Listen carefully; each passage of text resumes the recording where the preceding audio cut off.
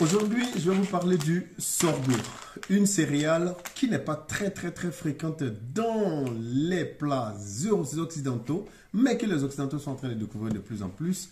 Quels sont ses apports nutritionnels, quelles sont les anecdotes qu'il y a, comment les différents peuples le considèrent, comment est-ce qu'on le cuisine.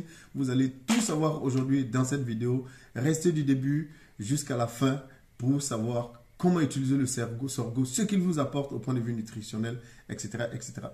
Il faut savoir que le sorgho est une des plus vieilles céréales du monde. Sa culture remonte à plus de 7000 ans et elle est originaire de la vallée du Nil en Afrique. L'intérêt du sorgho, c'est qu'il pousse sur pratiquement tous les continents parce qu'il pousse sur les sols semi-arides, tout simplement parce que sa culture ne nécessite pas énormément d'eau.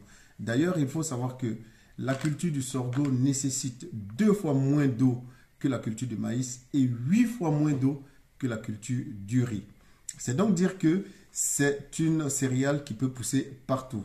D'ailleurs, à ce sujet, j'ai une anecdote que je dois vous raconter. Il semble que dans la période de la ruée de l'or aux États-Unis, en Californie, plus précisément, le pain à base de blé était tellement cher que les chercheurs d'or se sont rabattus sur le pain à base de sorgho qui a été la céréale qui leur a permis de faire ces gros efforts des travaux de recherche de l'or dans cette période-là. C'est donc déjà dire, c'est une introduction pour vous dire que le sorgho est une céréale qui peut être transformée pour différentes consommations possibles. Certains peuples en font de la bière, d'autres en font du pain, comme je l'ai dit. Il faut savoir qu'à la suite de cette vidéo, je mettrai quelques menus et recettes pour vous indiquer comment utiliser le sorgho. Et vous qui me regardez, dites-moi de quelle partie du monde vous suivez la vidéo. Et si vous connaissez le sorgho, comment est-ce que vous l'utilisez chez vous?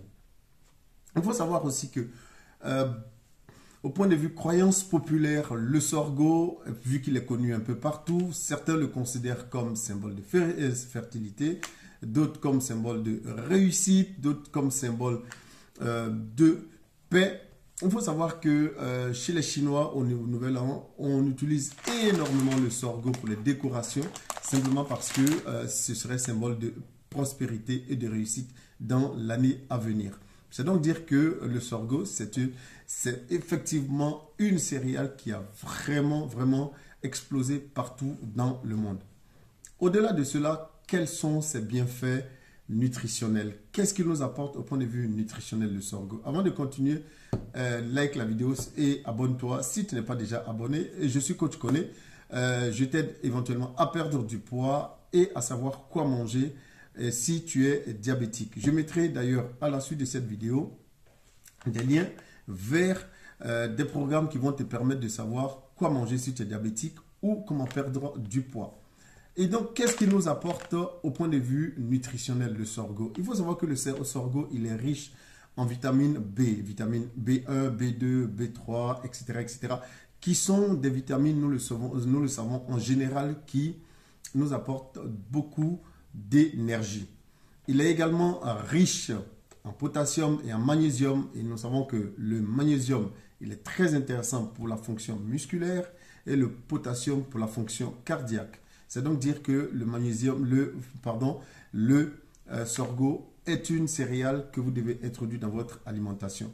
Si vous souffrez de diabète de type 2, le sorgho, vous pouvez remplacer le riz blanc par le sorgho. Simplement parce que le sorgho contient beaucoup plus de fibres que le riz blanc et en plus, il a un indice glycémique beaucoup plus bas. S'il contient beaucoup plus de fibres, cela va être très intéressant pour vous. Cela va être simplement parce qu'il va freiner le passage du sucre dans votre sang et donc cela va être un élément très intéressant pour vous. Remplacez donc le riz blanc par le sorgho dans votre alimentation de tous les jours.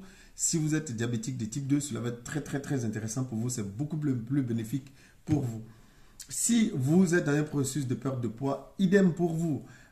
Utilisez le sorgho simplement parce que cette céréale étant très riche en protéines, elle est effectivement très riche en protéines, mais également très riche en fibres. Ce qui est très intéressant pour vous, simplement parce que plus un aliment est riche en fibres, plus il va vous donner la satiété sur le long terme. Et plus vous allez vous sentir rassasié sur le long terme, Plus, évidemment, cela va vous éviter les grignotages qui pourraient arriver entre un repas et un autre. Et en plus, vu qu'il a un indice glycémique très bas, ça va être très intéressant pour vous. Donc, que vous soyez dans un processus de perte de poids ou que vous soyez diabétique de type 2, le sorgho, je vous le conseille vivement. N'hésitez surtout pas à l'introduire dans votre alimentation. Et je le répète, dites-moi d'où vous regardez la vidéo, si vous connaissez le sorgho. Et puis évidemment, comme d'habitude, je mettrai à la suite de cette vidéo, je mettrai encore quelques menus et recettes que vous pouvez appliquer chez vous à la maison, quelle que soit la partie du monde où vous vous trouvez, parce que le sorgho, vous pouvez le trouver pratiquement partout. En Europe, on le produit également, je pense, en Espagne. On le produit un peu partout, en fait. Je le répète, sa production n'est pas très compliquée. Il pousse sur pratiquement tous les sols semi-arides parce qu'il n'a pas besoin d'énormément d'eau pour pousser. Alors, abonne-toi, partage la vidéo et n'hésite pas à me dire en commentaire ce que tu penses du sorgho si tu vas l'introduire dans ton alimentation.